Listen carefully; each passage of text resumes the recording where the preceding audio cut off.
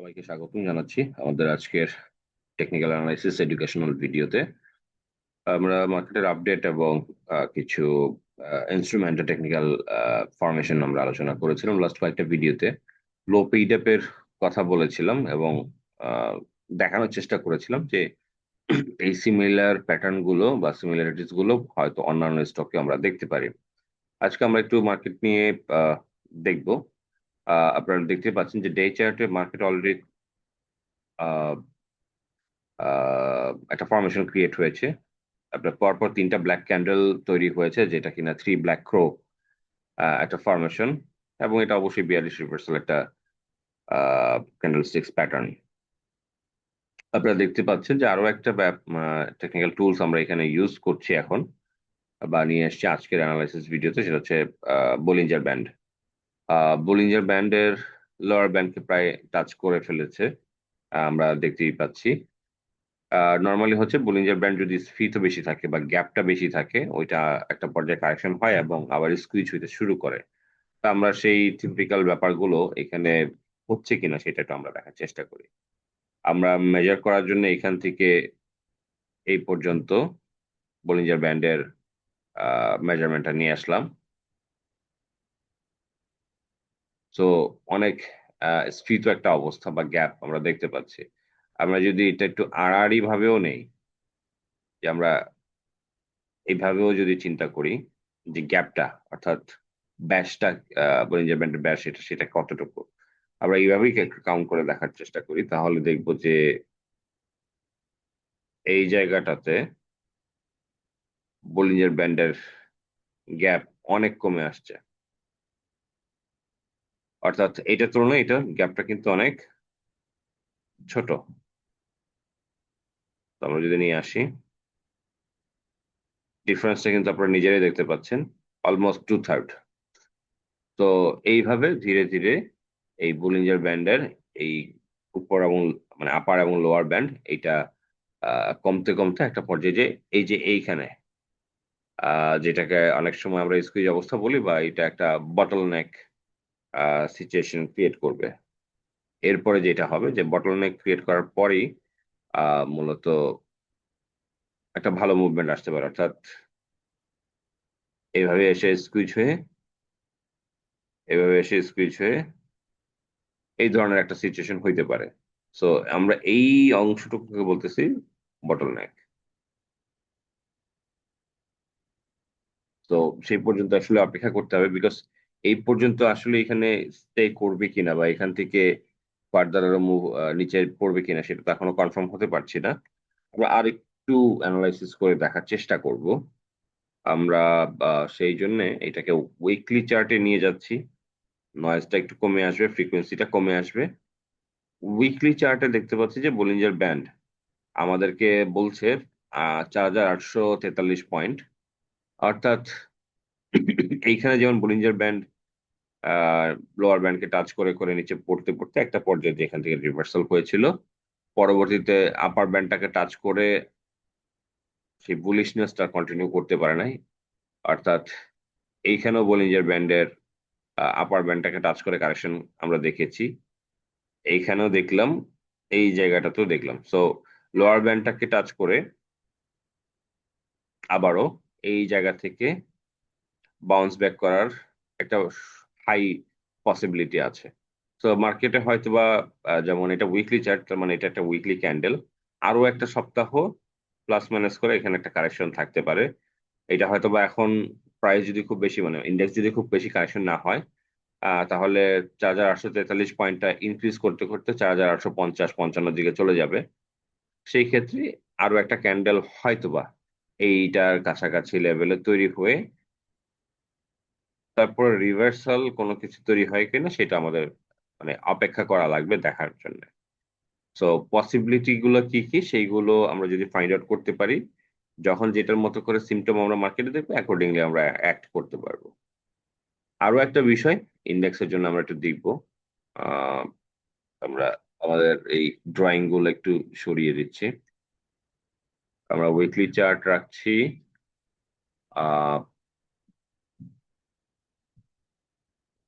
ওকে, আমরা বোলিঞ্জার ব্যান্ডটাকে একটু অফ করে দিই। এরপরে আমরা যেটা করব যে এই ক্যান্ডেলস্টিক্স এর ফরমেশনটাকে নর্মাল ক্যান্ডেলস্টিক্স না রেখে এটা হাইকেনেসি রেখে দিই। হাইকেনেসি একটা Japanese term.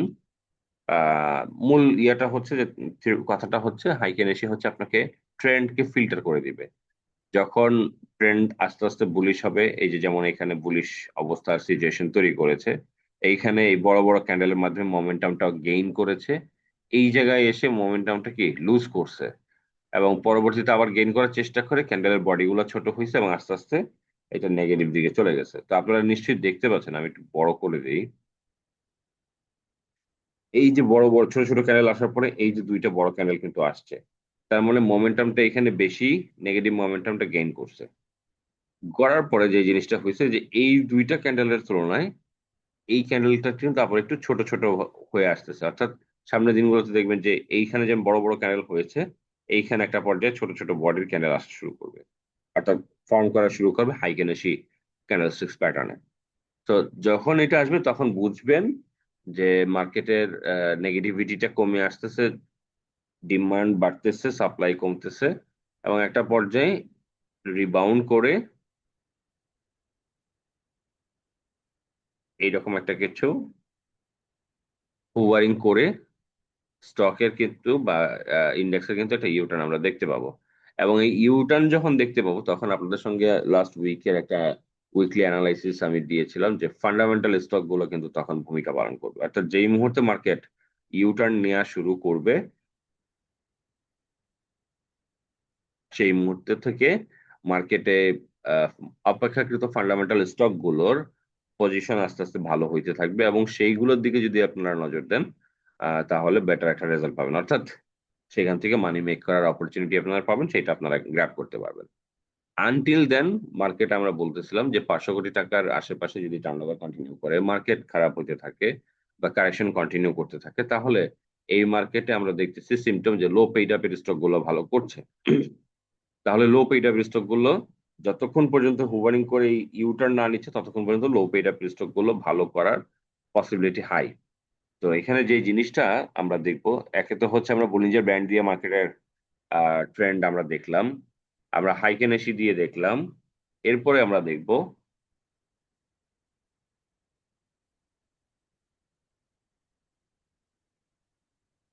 Overall trend line দিয়ে। ওকে, ওভারঅল ট্রেন্ড লাইন দিয়ে আমরা দেখার জন্য আমরা আহ, এইখান থেকে এই পর্যন্ত যদি ট্রেন্ড লাইনটাকে আঁকি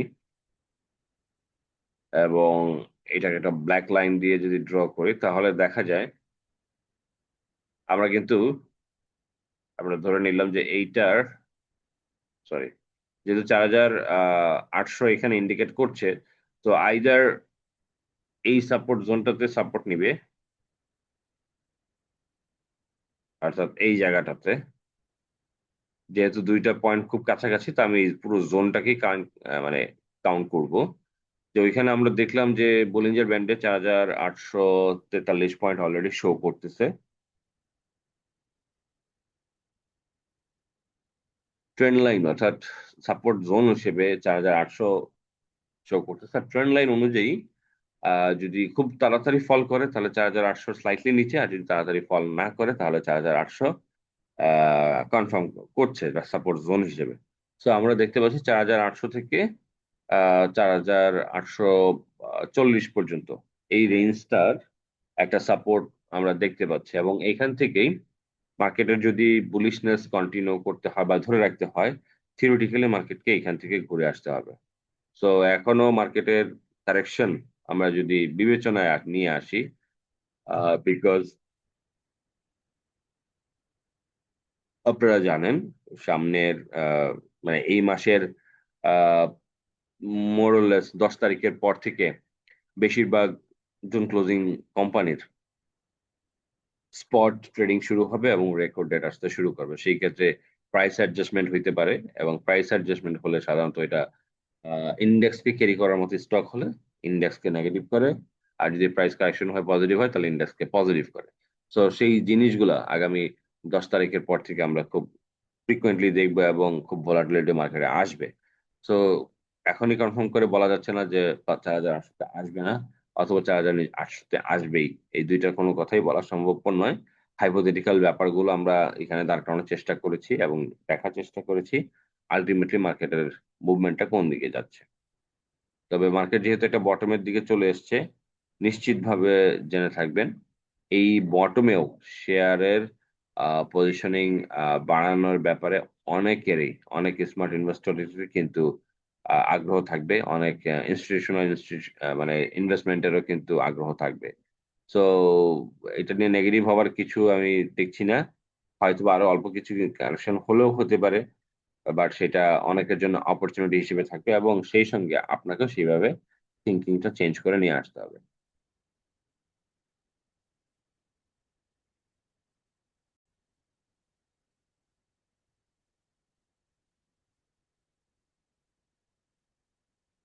তো যাই হোক, আমরা আবার ডে চার্টে চলে যাচ্ছি এবং সেই সঙ্গে আমরা আজকে একটু দেখার চেষ্টা করব, যেহেতু স্টিল মার্কেট নেগেটিভের দিকে আছে, আমরা লো পেইড আপের স্টক গুলোর দিকে একটু আহ, 2-3টা স্টকের একটু টেকনিক্যাল পজিশন দেখবো। আমরা সর্বপ্রথম মনস্পল স্টকের একটু টেকনিক্যাল পজিশনটা দেখি।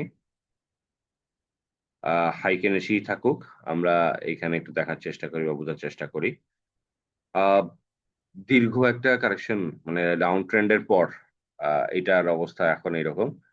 আম, যেহেতু ডাটা মানে টাইম ফ্রেমটা অনেক বেশি এখানে নিয়ে আসছে, আমি উইকলি চার্টে চলে যাচ্ছি যাতে করে বুঝতে সুবিধা হয়। আমরা আহ, এটাকে হাইকেনেসির পরিবর্তে ক্যান্ডেল চার্টে পরিবর্তন করে নিলাম।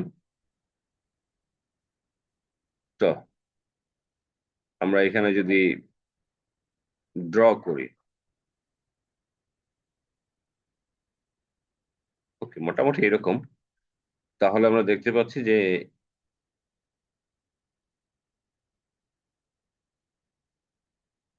প্রেসাইসলি ড্র করার জন্য আমরা ওয়ান ডে চার্টে নেই, বুঝতে অসুবিধা হচ্ছিল। আহ, হ্যাঁ, এইটাই হচ্ছে ব্যাপার যে উইকলি চার্ট নেওয়ার কারণে এই জায়গাগুলোতে ওভারল্যাপিং হয়ে গিয়েছে। তো আমি এগুলোতে একটু ঠিক করে নিচ্ছি। ওকে, 125 টাকায় ক্লোজিং।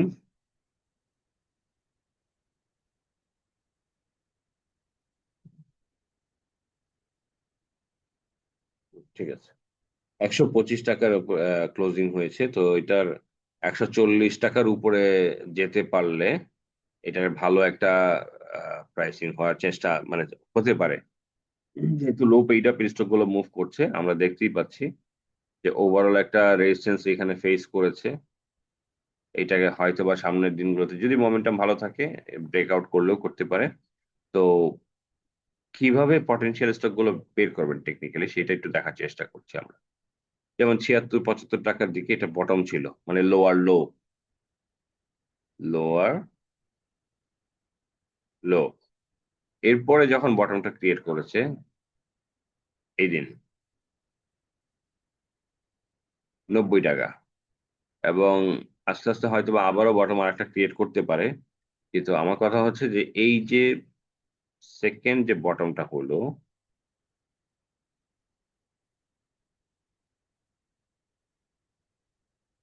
এটা লোয়ার হাই। তো প্রথম লোয়ার লোতে বটম হয়েছে, সেকেন্ড লোয়ার হাইতে বা এই প্রিভিয়াস লোয়ার থেকে কিন্তু অনেক উপরে, অর্থাৎ আগে ছিল 76 টাকা, তারপরে 90 টাকা বা 91 টাকা বা 92 টাকা। তার মানে উপরের দিকে হয়েছে। নতুন করে এই যে কারেকশনটা হচ্ছে, এই কারেকশনটা কিন্তু আইদার এ পর্যন্ত অথবা এটার কাছাকাছি এসে ইউটার্ন। তো যে কোনো সময় যে কোনো জিনিস হতে পারে, সেগুলো একটা আমরা নজরে রাখলে আশা করি ভালো রেজাল্ট পাবো। তো স্পুল মনোস্পুল আর কি। তো মনোস্পুলের টেকনিক্যাল ফরমেশনটা আমরা দেখলাম, একটা ক্লিয়ার আপ ট্রেন্ডি স্টকে পরিণত হচ্ছে। তো এই ট্রেন লাইন অনুযায়ী এটার একটা মুভমেন্ট আমরা হয়তোবা কন্টিনিউ করতে দেখব।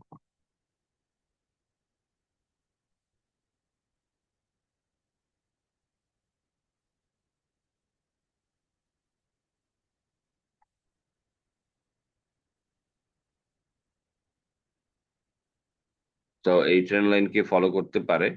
আই এম নট নেসেসারিলি যে আবারও 90-95 টাকায় চলে আসবে, সাধারণত আসে না। বাট দেখার বিষয়, দেখা যাক এটা কতটুকু ইয়া করতে পারে। ওভারঅল ইয়া যেহেতু পজিটিভ, এবং রিসেন্টলি আপনারা হয়তো বা দেখেছেন যে অনেক ভলিউম হচ্ছে। তো ভলিউম এবং চার্ট প্যাটার্ন অনুযায়ী বা চার্ট অনুযায়ী শেয়ারটার একটা পটেনশিয়ালিটি তৈরি হয়েছে।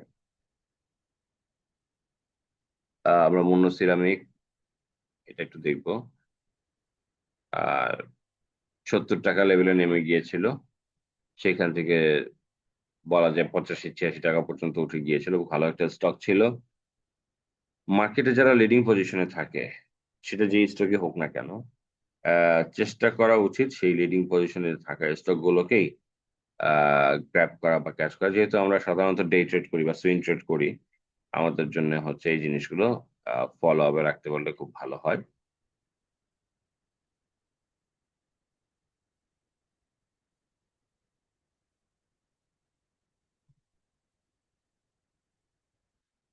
মাল্টিন্যাশনাল একটা কোম্পানি লিন্ডে, এটার পেড আপ ক্যাপিটালও কম। তো দীর্ঘদিন ধরে এই 790 টাকায় প্লাস মাইনাসে জড়ো হচ্ছে। তো আমি বলবো যে এইটাও একটা অপরচুনিটি তৈরি করতে পারে। এই জায়গাটাতে একটা ডাবল বটম ফর্মেশন ক্রিয়েট করেছে, দীর্ঘ প্রায় 1 মাসের মতো এখানে কনসলিডেট করছে, এবং আশা করা যায় এখান থেকে শেয়ার একটা মুভমেন্ট আমরা দ্রুতই দেখার হয়তোবা একটা সুযোগ পাবো।